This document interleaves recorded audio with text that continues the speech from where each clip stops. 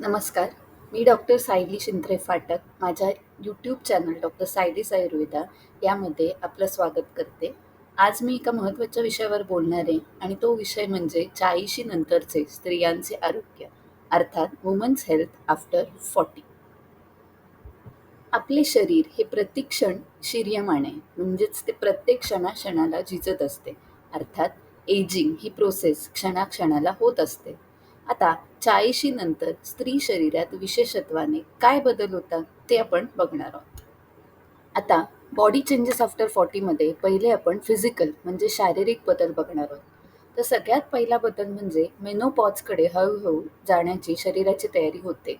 साधारण एक 50शी ते 55 या वयामध्ये मेनोपॉज होतो. पण तत्पूर्वी काही वर्षांपासनं पाळी अनियमित व्हायला सुरुवात होते. पाळीच्या वेळी त्रास होतो किंवा हॉट फ्लशेस ज्याला म्हणतात, म्हणजे खूप शरीर गरम झाल्याप्रमाणे वाटतं, रात्री प्रचंड घाम येणं, हे सगळे हॉर्मोनल चेंजेस हळूहळू होत जातात. याला पेरिमेनोपॉझल सिंड्रोम असंही म्हणतात. सर्वांनाच हा त्रास होतो असं नाही, पण ज्यांना होतो त्या बायकांना होतो आणि त्यावेळेस हळूहळू पाळी जाताना शरीरात अनेक बदल घडतात. कारण की वेगवेगळे बदल घडतात. हळूहळू हाडांवर त्याचा परिणाम होतो, वजनावर परिणाम होतो, त्याच्यानंतर स्किनवरती, त्वचेवरती, केसांवरती त्याचा परिणाम होतो, तसंच स्तनांवरती, ब्रेस्ट हेल्थवरती पण त्याचा परिणाम होतो. काय काय होतं ते आपण थोडक्यात पाहूया. तर सगळ्यात महत्त्वाचं म्हणजे हा पेरिमेनोपॉझल सिंड्रोम. ह्या गोष्टीवर कशी मात करायची किंवा ही जी अवस्था आहे यामध्ये काय करायचं, तर आयुर्वेद या गोष्टीवर खूप चांगलं काम करू शकतो. आधी आपण काय काय होतं त्याबद्दल जाणून घेऊया. दुसरी गोष्ट म्हणजे हाडांवरती हाडांची ही झीज हळूहळू सुरुवात होते 40शी नंतर 50शी आणि एक सायलेंट डिसीज ज्याला आपण म्हणतो ऑस्टिओपोरोसिस म्हणजे अस्थिक्षय हळूहळू व्हायला सुरुवात होते. हाडे ठिसूळ होतात आणि 50शी ते 60मध्ये हळूहळू या गोष्टीचा परिणाम म्हणून फ्रॅक्चर्सची शक्यता वाढते. तिसरी गोष्ट म्हणजे ओबेसिटी. पायी जेव्हा जायला सुरुवात होते त्यावेळी हळूहळू वजनही वाढायला सुरुवात होते. तो मेटाबॉलिझम, फॅट मेटाबॉलिझमवरती याचा कुठेतरी परिणाम होतो आणि वजन अनियंत्रित वाढते. जर खाणं-पिणं नसेल, व्यायामाचा अभाव असेल, तर वजन हळूहळू वाढायला लागतं. कोणालाही वय चुकलेलं नाहीये. आपण हे नैसर्गिक आहे अतिशय. त्यामुळे जी आपली त्वचा आहे म्हणा किंवा केस आहेत म्हणा, याच्यामध्ये हळू बदल होतात आणि त्वचेवरती रिंकल्स, झुरिया ज्याला म्हणतात किंवा रिंकल्स पडायला सुरुवात होतात. तर अ, हे अतिशय नॅचरल आहे. हे आपण थांबवू तर शकत नाही, पण कुठेतरी हे प्रोलॉन्ग करू शकतो. म्हणजे हळू होण्याची प्रक्रिया वाढवू शकतो. त्यासाठी अनेक आयुर्वेदिक औषधंही काम करतात. आणि शेवटची गोष्ट म्हणजे स्तनांचं आरोग्य. तर काहींना स्तनांच्या ठिकाणी सूज येणं किंवा स्तनांच्या ठिकाणी वेदना होणं, या गोष्टी या 40शी नंतरच्या काळामध्ये हळूहळू व्हायला लागतात. आता आपण पुढे पाहूया.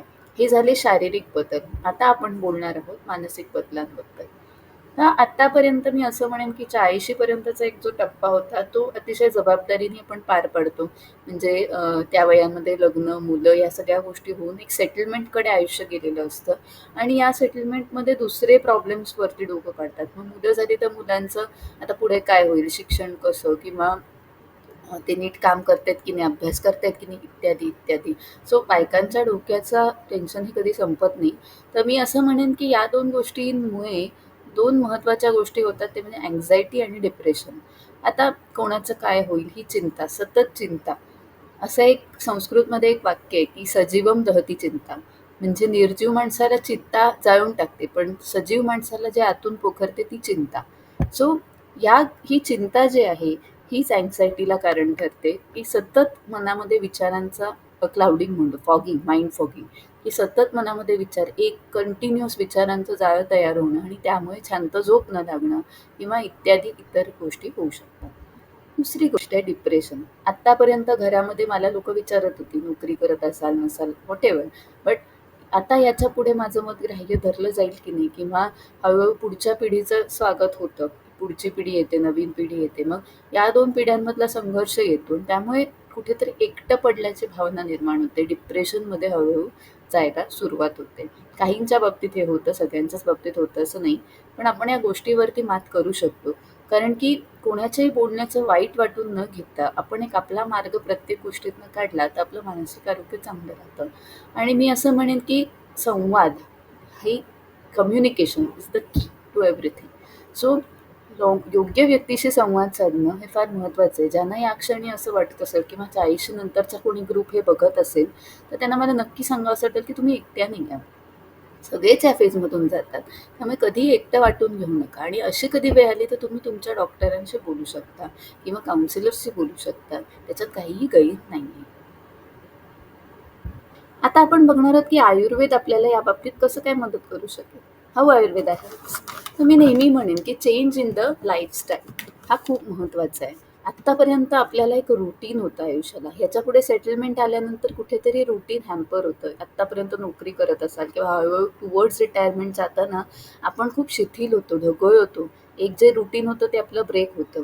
पण कुठल्याही गोष्टीमध्ये सातत्य महत्त्वाचं आहे. मग तो व्यायाम असू दे, जेवण असू दे किंवा तब्येत असू दे. तब्येत ठेवायची तर ते सातत्य ठेवणं महत्त्वाचं आहे, कंटिन्यूटी. चेंजेस इन लाईफस्टाईल हे प्रत्येक माणसानुसार आपल्याला ठरवावं लागतं, प्रकृतीनुसार. सो आय थिंक हे कन्सल्टेशनमधनं जास्त चांगलं सांगता येईल. तर कोणाला सल्ला हवा असल्यास त्यांनी संपर्क साधावा.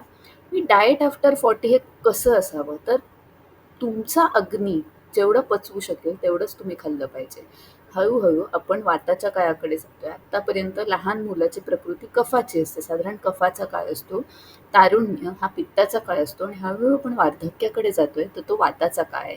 त्यामुळे वाताच्या काळामध्ये अग्नी हा विषम असतो. एखाद्या दिवशी खूप जास्त पचवेल, एखाद्या दिवशी भूकच लागणार नाही, पचवूच शकणार नाही.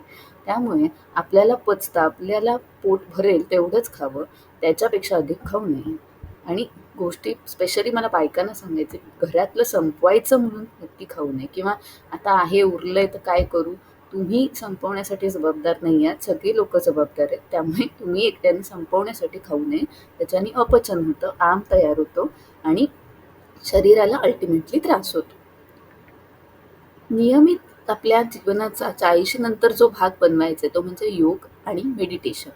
मी असं म्हणेन, मेडिटेशन बिफोर मेडिकेशन. कारण की औषधं ही सेकंडरी आहेत. जर आपण आपली लाईफस्टाईल चांगली केली तर आपल्याला कमीत कमी औषधांची गरज पडेल आणि तसंच आपण असावं. सो ध्यान, धारणा या गोष्टींचा समावेश करावा. अगदी अनुलोम-विलोम केलात तरीही चालेल. फार मोठं काही प्राणायाम करायची गरज नाही. पण बेसिक जे अनुलोम म्हणजे श्वास घेणं आणि सोडणं, ही क्रिया जरी आपण व्यवस्थित केली, दीर्घ श्वास घेणं, सोडणं, तरी खूप छान होईल. आणि मेडिकेशन, हे आपले काही मेडिकेशन्स आपल्याला या गोष्टीमध्ये फार असरदार ठरतात. आता मी शेवटचं एक सांगेन, की बेटर लेट दॅन नेव्हर. ह्या गोष्टी जेवढ्या कळतील आपल्याला तेव्हापासून आत्मसात करायला हरकत नाही. लेट होण्यापेक्षा, कधीच न करण्यापेक्षा लेट झालेलं केव्हाही चांगलं.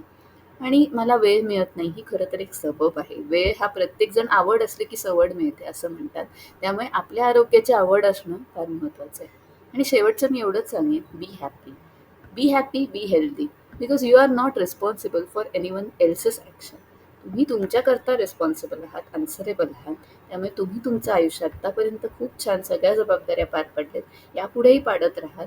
पण आता स्वतःसाठी जगा असं मी म्हणेन. आणि मी इथेच थांबेन. तुम्हाला काहीही कोणाला शंका असल्यास किंवा काही नवीन टॉपिकवर ऐकायचं असल्यास मला नक्की तुम्ही संपर्क करा किंवा कमेंट करा. माझं चॅनल आहे डॉक्टर सायलीज आयुर्वेदा. इथे नक्की कॉमेंट करा आणि मला ईमेलवरती सुद्धा तुम्ही संपर्क करू शकता जर तुम्हाला काही स्पेसिफिक कन्सल्टेशन हवं असेल तर. माझा ईमेल ID मी खाली देत आहे, drsailisaayurveda@gmail.com. पुन्हा भेटू एका नवीन टॉपिकसह. तोपर्यंत नमस्कार.